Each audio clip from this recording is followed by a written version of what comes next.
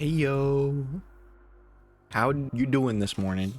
Already a stutter. I just used Overpower, so while it's fresh in my memory, I could do that. Overpower, as I seem to recall, has a capacity of 40. It's got very specific places for you to put these entrance and exits. Can't put it all the way around the ride. They can only go on one side, which is actually perfectly okay because the ride isn't accessible otherwise. Having the exit here means the guests can get off the ride, and any staff that would come to serve maintenance on the ride itself can easily get to the ride operator building. I think using my usual metric for what 40 guests ends up being is about 6 of these lengths. Obviously, you'll want it about 3 times as long so that any guests that would be waiting in line are not going to pull out onto the main path. I found out that issues can develop from that if you have the entrance to the queue right at the exit, or if it's not long enough, then it can cause backup issues and guests can get stuck there. Just something to keep in mind. I need to bring up my spreadsheet. That's the one thing I didn't prep for this. Overpower at its default ranks 38th out of 110 entries, which means that it doesn't make tons of money, but it's in the upper 40% of all of the rides, which is pretty important. This means that we expect some of the stats to be a little bit more on the intense side, and intense they are.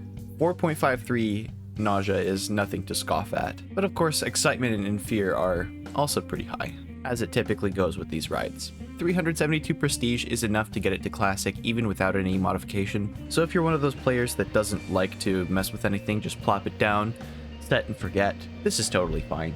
However, if you want to go above and beyond, you can make some adjustments here. Let's go back to make the most optimal version of this ride, alternating between forward intense flips and also backwards intense flips. The total prestige ends up being 520, which is its prestige cap.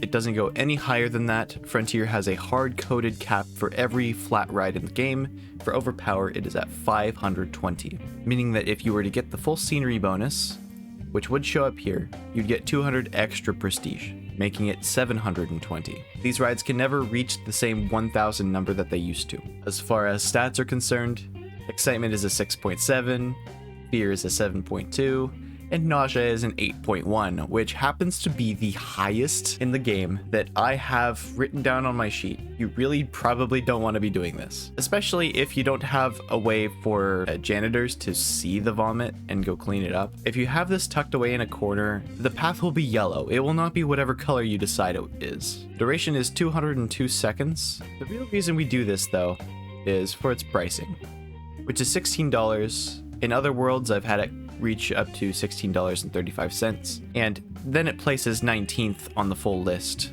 according to making money per second, which is really respectable. Something we can do with rides like this that have very funneled versions of getting on and off the ride, maybe a design like this one that I found off the workshop. People have done the legwork and clipped out all of the paths surrounding it so that you can put in other nearby objects, even some that maybe you weren't initially expecting to go there. I made a recent blueprint. This is the Roman Overpower. I was not able to get anything near this close if I did not get rid of all of the path. For instance, the entrance path clips over where it initially would be around the ride. And of course, I have a staff building over here which is fully functional, and even some of these other paths off to the side might not have looked as well had I kept the foundation intact. So that's something to keep in mind. You can make really tight builds because of stuff like that. I'll leave the workshop code to the reduced Overpower as well as the creator in the description of this video when it goes up. Let's open it up, see how guests like it. By the way, sometimes you can get some animation glitches with modifying ride sequences, and this is one of the rides that can happen to. Just be very aware of that. The final sequence in this set will abruptly stop at the top, which we might see in a second. Not very realistic, just like that. All of them look sick. All of them have their nausea rating set to 0. There's the vomit.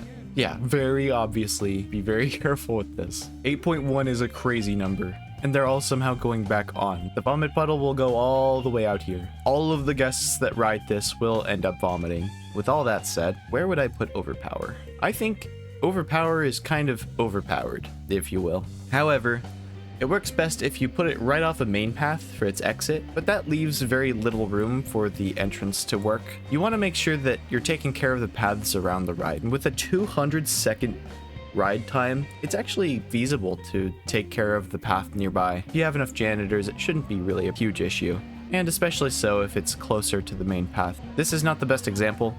If I were actually caring about this, I would probably put it somewhere like here, and then snake the entrance path back and around, just to make sure that guests can funnel in nicely without overflowing on the main path. Where I think Overpower should go is sort of middle of the pack. It's worth noting, you don't require the same ride sequences that I used to get the prestige cap number. This is just the one that merits the most money. Whether or not that actually amounts to anything in the long term, I'll leave up to you. Typically, the nausea gets above 6.5 if you're going for the prestige cap, one way or another. I'll set it right here. I don't think it's the worst thing in the world, seeing as it's got some pretty good upsides. The fact that you can't put the entrance and exit anywhere you want, Overpower has to focus a very specific direction, is something to keep in mind. I think B is actually quite reasonable. It makes a decent chunk of cash. You know, it is a classic. If you're familiar with Roller Coaster Tycoon 3, this is the classic top spin. Alright, that is it. If you enjoyed this ride review, please let me know. Are there any rides that you're looking forward to? I'd like to cover them. Thank you for watching, etc. Have a good day. That's an order, soldier. Bye-bye. Bye, YouTube. I'm waving, but you can't see it. Okay, that's it for this part.